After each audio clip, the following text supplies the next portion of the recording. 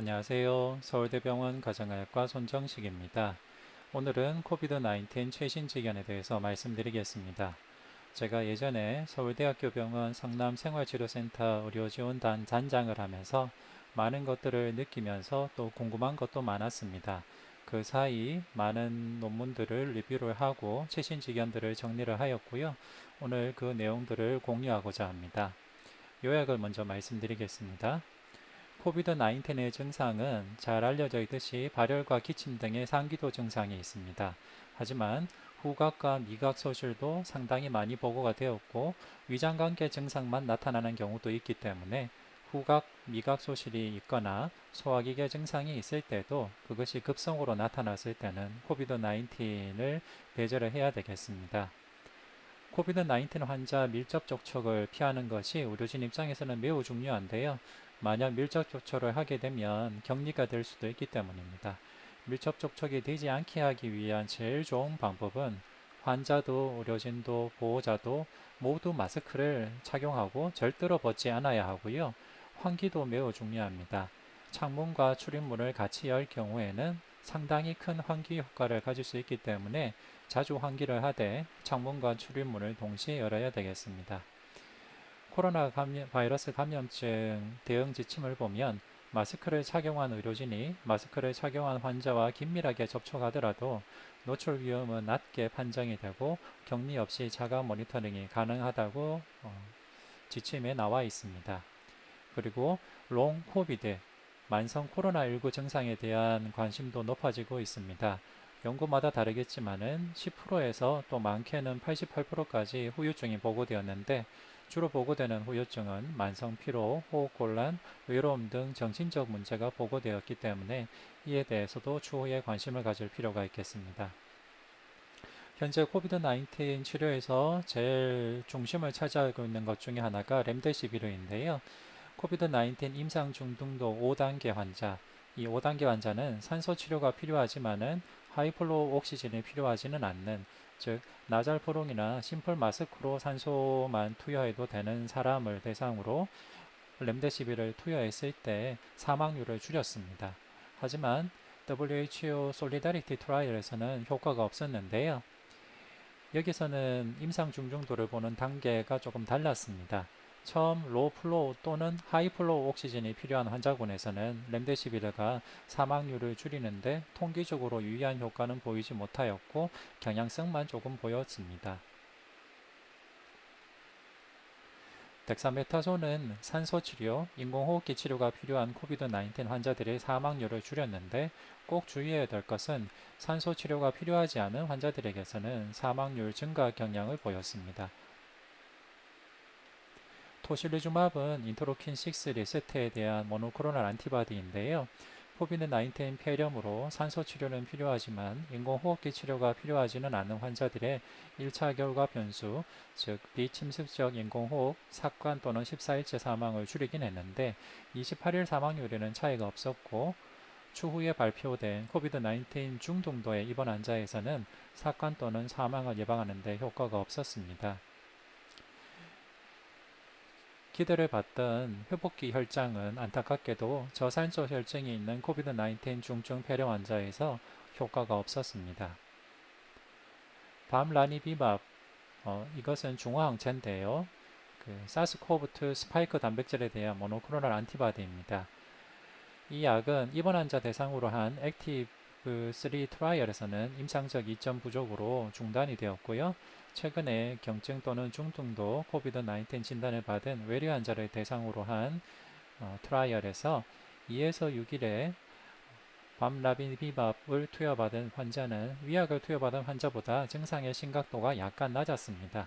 그런데 이 증상을 평가한 점수가 총 0점에서 24점 사이의 스케일인데요.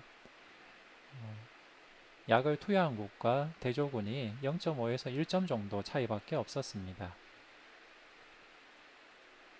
혈전 색전성 질환이 코비드-19 환자에서 흔하게 보고가 되었고요. 병원 내 항원고 치료가 입원한 코비드 환자의 낮은 사망률과 인투베이션과 관련이 있었다는 연구가 있습니다. 코비드-19는 중환자에서 과응고 및 혈전 위험 증가와 관련이 있는데요. 아스피린 사용은 입원한 코비드-19 환자의 결과 개선과 관련이 있을 수 있다는 연구가 있습니다. 사스코브2 바이러스는 허벅거리를 둘러싼 혈관의 내피세포를 공격하는데 여러 학자에 의해서 가설이 제시된 것으로서는 혈관 누출, 혈액응고, 염증을 일으키는 걸로 제시되었고요. 혈관 내피세포가 손상이 되면 혈관이 누출이 되고 혈액응고가 되며 면역세포가 모이고 광범위한 염증을 일으킨다는 것이 가설로서 제시되어져 있습니다. 즉 코로나 감염증은 염증과 혈전 성향을 같이 일으키는데요. 다만 이 염증과 혈전 성향이 인종마다 상당히 다릅니다.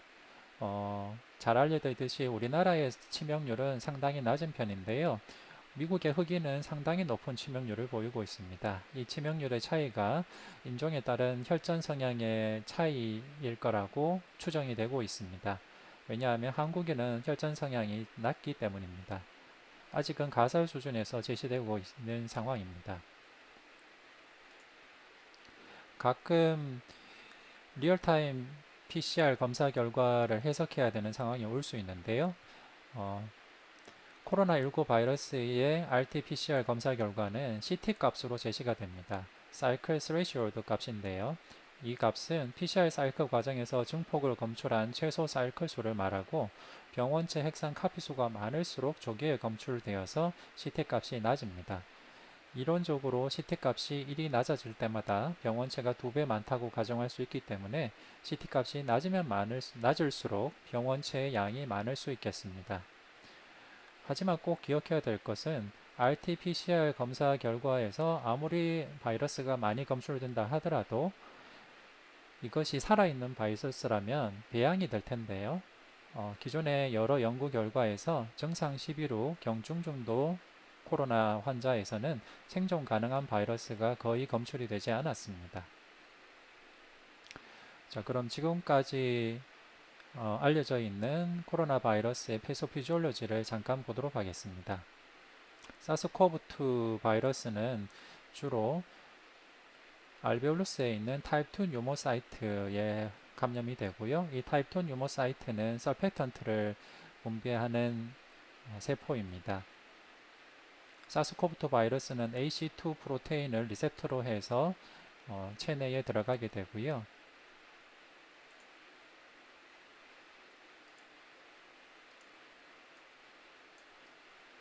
체내에 들어간 코로나19 바이러스의 RNA는 RNA 디펜던트 RNA 폴리머즈 레이즈라는 효소를 통해서 증폭이 되게 됩니다. 이 RNA 디펜던트 RNA 폴리머레이즈를 타겟으로 하는 약이 렘데시비르입니다. 현재까지 여러 가지 증상들이 보고되었는데 피버, 드라이 코어, 퍼티그 등등 다양한 증상이 보고가 되어 있고요. 주로 기저질환이 있는 환자, 카디오바스큘라 디지즈나 다이아베티스, 크로닉 레스피라토리 디지즈, 캔서, 엘덜리 환자들이 악화 가능성이 높은 것으로 알려져 있습니다. 랩 파인딩 사항으로는 비유엔 크레아티닌이 상승할 수 있고 WBC는 감소하고 플레리헬이 감소하고 ASLT는 뜨면서 비루로빈이 증가하는 양상을 보일 수 있고요. 주로 림포피니아가 잘 나타나게 되겠고 시비어 케이스에서는 트로포닌이나 마이오글로뷸린, 인터로킨6, 프로칼시토닌, LDH가 증가하게 됩니다. 일단 약물 치료적인 입장에서는 바이러스가 침입하는 단계에서 블락하는 약이 있을 수 있겠고 바이러스의 복제를 블락하는 약이 있을 수 있겠고 바이러스에 대한 우리 몸의 이뮨 리스판스를 차단하는 약이 있을 수 있겠는데요. 그 약들이 콜티코스테로이드, 토실리주맙, 회복기 혈장 등이 있겠습니다.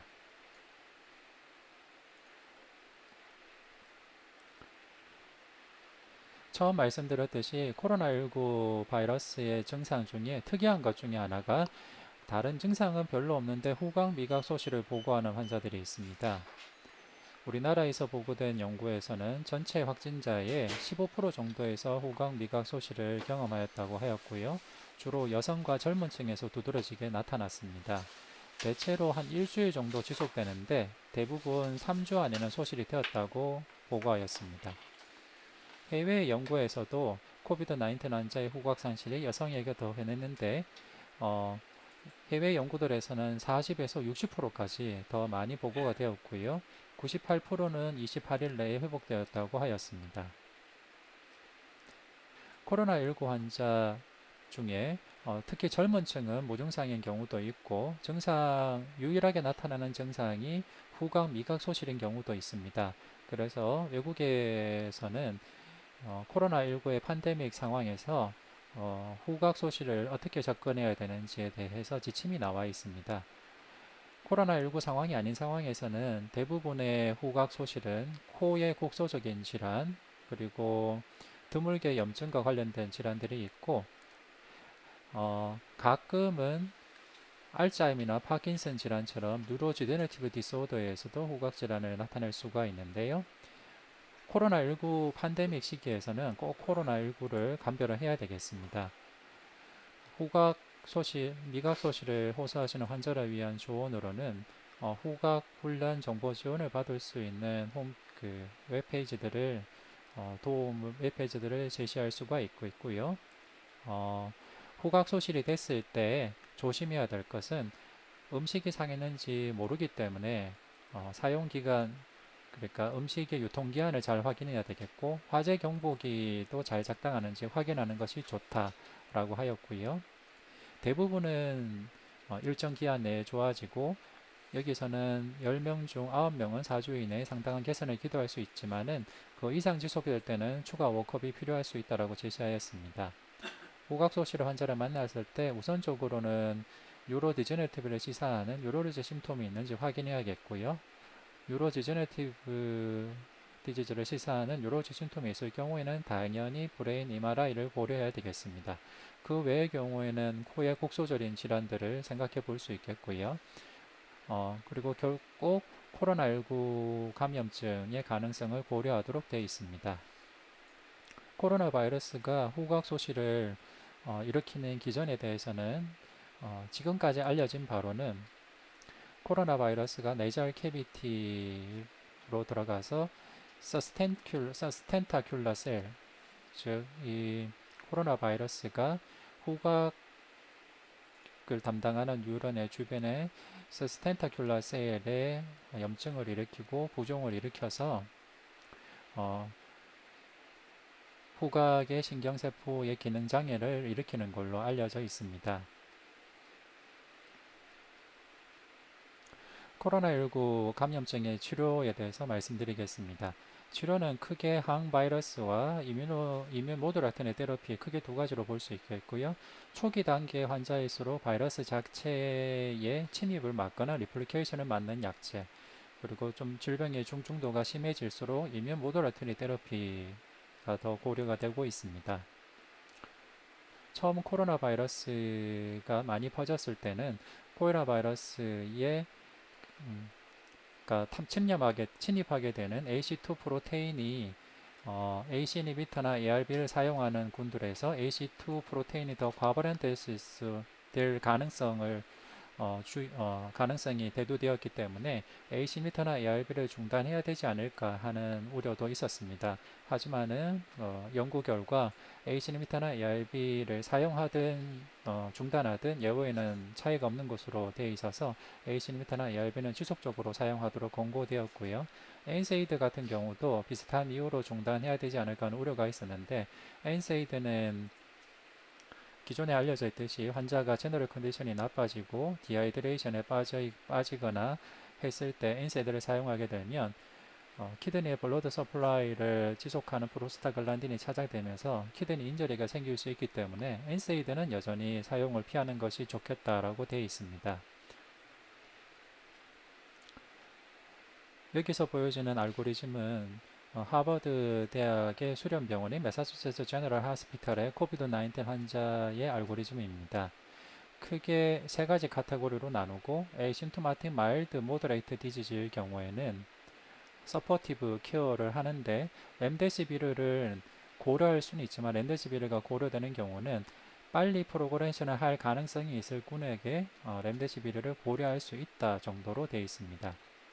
시비어 디지즈인 경우, 즉 SpO2가 감소해 있거나 타케미아가 있거나 한 경우에는 주된 치료와 렘데시비르가 덱사메타손이 됩니다. 그리고 크리티컬 디지즈인 경우에는 덱사메타손이 주된 치료가 되겠습니다.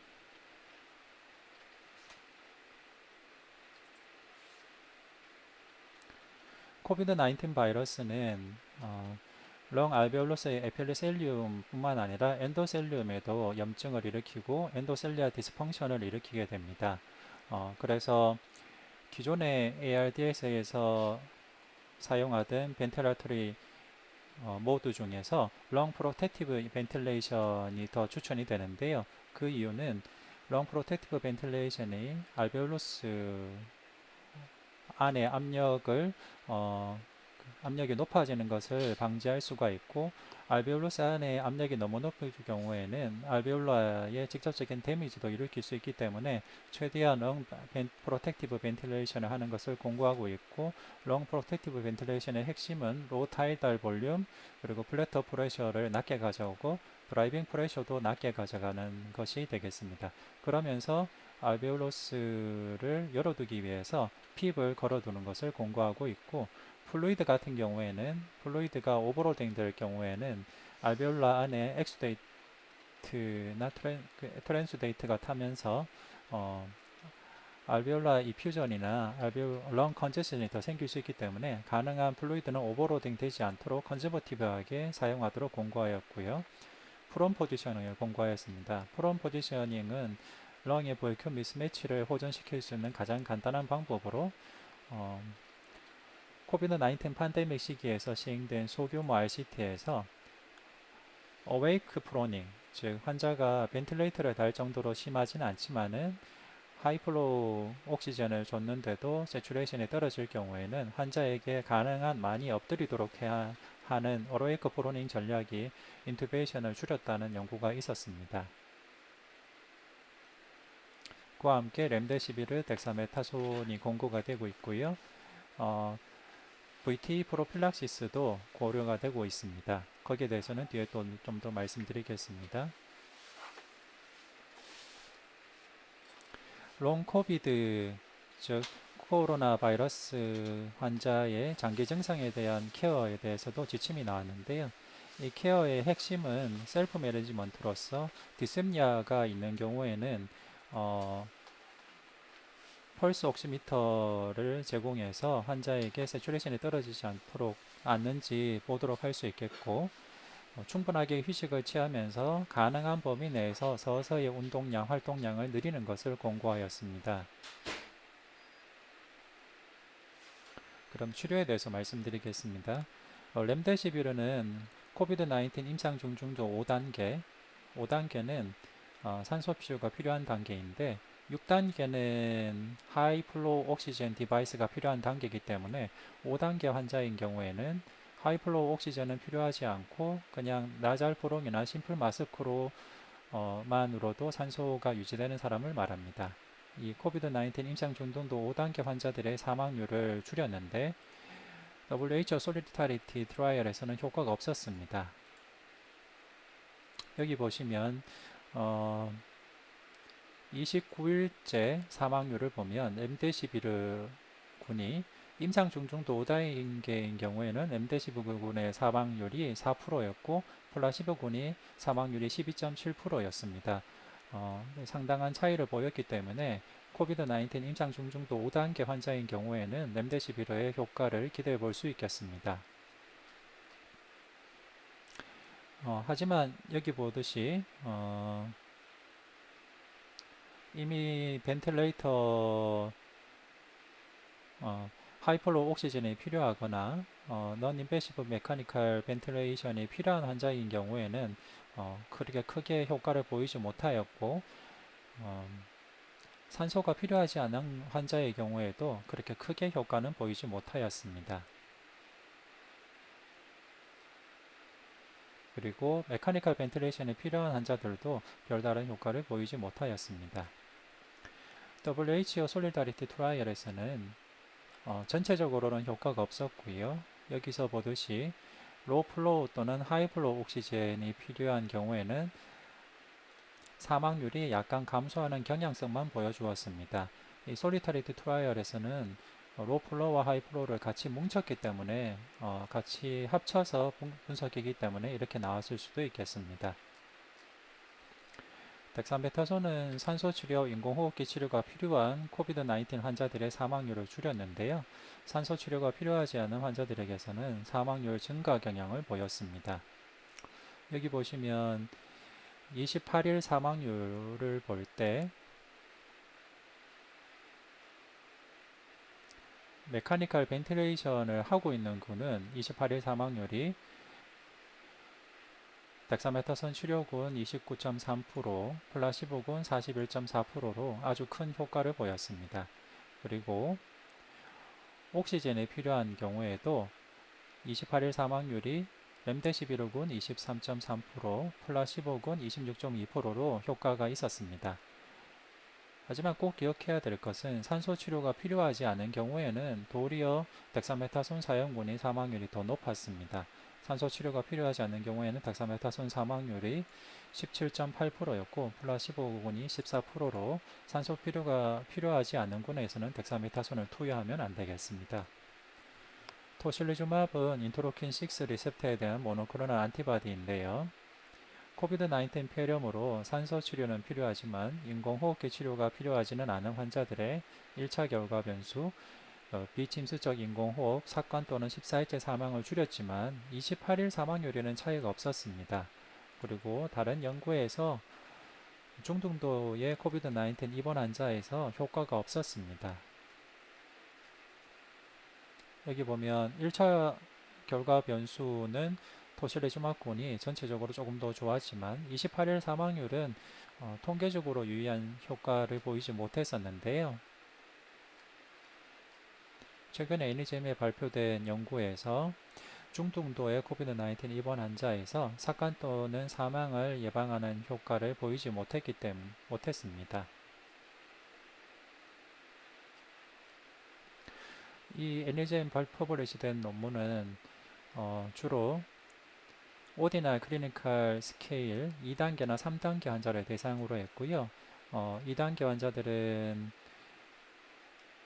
산소가 필요하진 않지만 입원해야 되는 경우, 그리고 3단계 환자들은 산소가 필요하지만은 그냥 ICU가 아니라 그냥 입원만 해도 되는 경우를 2단계, 3단계 환자로 정의했고, 주로 2단계, 3단계 환자를 대상으로 토실리주마블을 줬을 때 입원 환자에게 사건 또는 사망을 예방하는 데 효과가 없었습니다. 회복기 혈장은 저산소 혈증이 있는 코비드-19 중증 폐렴 환자에서 효과가 없었습니다. 전체 사망률은 회복기 혈장을 준 경우 11%, 플라시보 11.4%, 침습적 인공호흡기를 해야 되는 경우도 회복기 혈장 8.3%, 플라시보 9.5%로 통계적으로 유의한 효과를 보이지 못했습니다.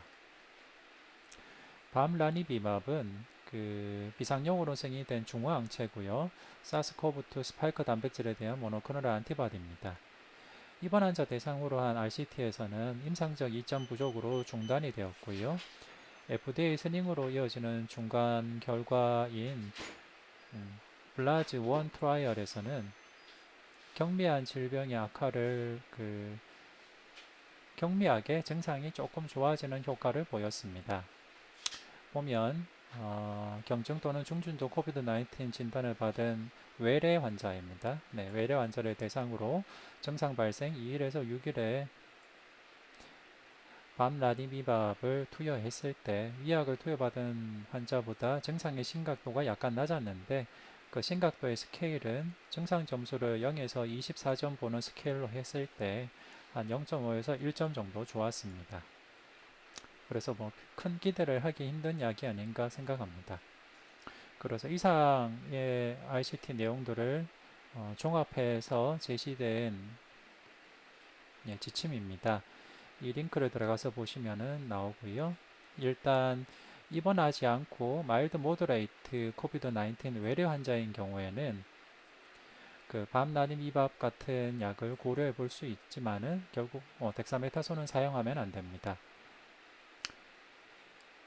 입원했지만 산소가 필요하지 않은 경우에도 덱사메타손은 사용하면 안 되고요.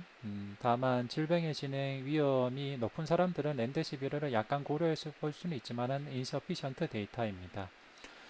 입원해 있고 산소 치료가 필요한 경우에는 렘데시비르와 덱사메타손을 치료제로 고려할 수 있습니다. 그리고 메카니컬 벤틸레이션이나 에코모를 할 정도로 심한 코비드 19 환자의 경우에는 현재 유일한 치료법은 덱사메타손이 되겠습니다.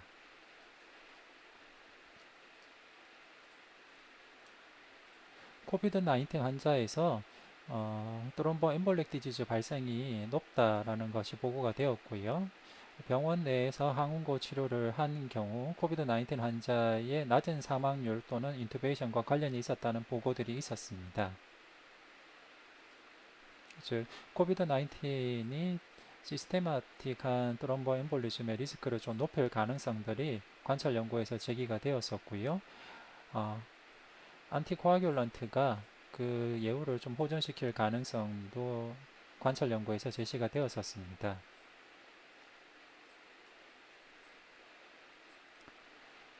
그와 함께 코비드 19이 중환자에서 과음고 및 혈전 위험 증가와 관련이 있고 아스피린 사용이 입원한 코비드 19 환자의 결과 개선과 관련이 있을 수 있다라는 관찰 연구도 보고가 되었습니다.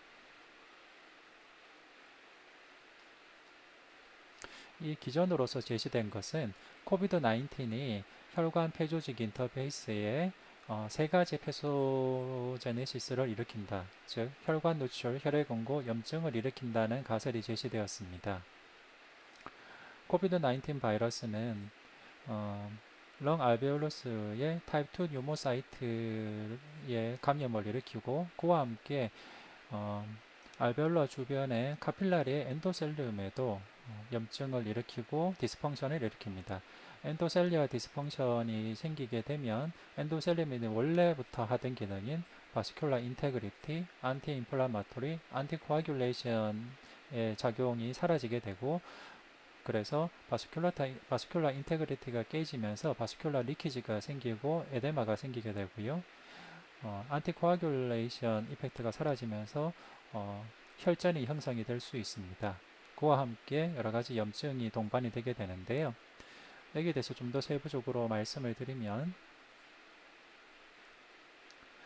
코비드 19 바이러스가 그 엔도셀리움의 염증을 일으키게 돼서 플레이트릿이 코아귤레이션 쪽으로 활성화가 되게 됩니다. 그렇게 되면 플레이트릿 안에 있던 세로토닌이 플레이트릿 안에는 덴스 그레뉴얼이 있고 그 덴스 그레뉴얼에 세로토닌이 저장이 되어 있는데요. 그 세로토닌이 방출이 되면서 코아귤레이션을 일으키고 베소 콘스트릭션을 일으키게 됩니다. 그래서 코아귤레이션과 베소 콘스트릭션을 일으키게 되면서 렁의 카필라리 안에 트롬부스가 생기게 되겠고 기존의 코비드 19 환자들에게서 렁의 마이크로 트롬부스가 많이 발견이 되었고 그것이 사망과 관련이 있었습니다. 그래서 이거를 역으로 치료적인 관점에서 생각하면 플레이트릿 안에 있는 세로토닌을 줄이는 치료가 코비드 19 환자의 코아귤레이션을 줄일 수 있지 않을까라고 생각할 수 있는데요. 관찰 연구에서 SSRI를 평상시에 사용했던 경우 코비드 19에 감염되더라도 인투베이션이나 사망으로 진행할 가능성이 좀 낮았다고 보고가 되어 있고 최근에 시행된 RCT에서 SSRI인 플로복사미닌이 아주 경증의 외래 코비드 환자인 경우에는 악화의 위험을 좀 줄였다는 RCT가 있었습니다. 코비드 19 환자가 악화와 사망을 갖게 되는 중요한 패서제네시스 중에 하나가 이 코아귤레이션입니다. 이 코아귤레이션 관점에서는 기존의 연구에서도 코로나19 감염증 환자의 부검 소견에서 미세 혈전이 많이 관찰이 되었고요. 그와 함께 심부정맥 혈전이나 폐동맥 혈전도 많이 관찰이 됐었습니다. 그리고 코비드 19 환자의 시비리티가 증가할수록 D다이머 수치가 증가한 것이 보고되었는데요. 예를 들면 염증 혈전 성향이 높은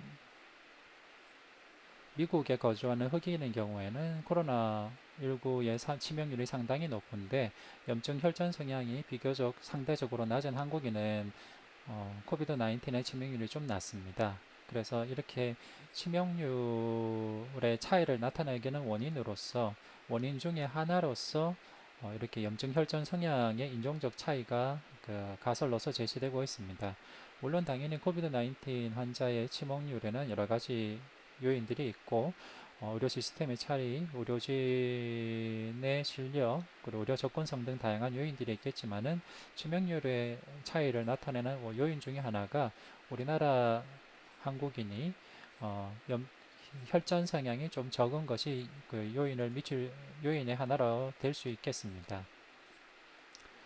이렇게 코비드 19 환자에서 트롬보 엠볼리즘이 환자의 급성 악화, 사망의 중요한 요인으로 대두됨에 따라서 코비드 19 환자의 트롬보시스를 예방하는 조치로서의 안티코아귤레이션 지침도 같이 제시되었습니다. 아메리칸 칼리지 오브 체스트 피지션에서는 코비드 19으로 입원한 모든 환자에게 컨트라인디케이션이 없으면은 로 몰레큘러 웨이트드 헤파린 40mg 정도를 권고하였고 인터내셔널 소사이티 오브 트롬보시스 앤 헤모스타시스에서는 하프 테라피틱 도지의 로 몰레큘러 헤파린을 특히 코비드 19의 고위험군에서는 고려하라고 권고하였습니다. 하지만 앞서 말씀드렸듯이 한국인은 이런 혈전 성향이 적고 블리딩 리스크는 좀 높기 때문에 한국인에서 일률적으로 적용하기는 어려울 것 같습니다. 그리고 코비드 19의 리얼타임 PCR 검사 결과를 해석해야 되는 경우도 있는데요. 기본적으로 CT 값으로 제시가 되고요. PCR 과정에서 증폭을 검출한 최소 사이클 수가 CT 값으로 제시가 됩니다. 병원체 핵산 카피수가 많을수록 조기에 검출되기 때문에 CT값이 낮고요. 이론적으로 CT값이 1 낮아질 때마다 병원체가 2배 많다고 가정할 수 있습니다. 즉 CT값이 적으면 적을수록 바이럴 로딩이 많다라고 추정할 수 있습니다.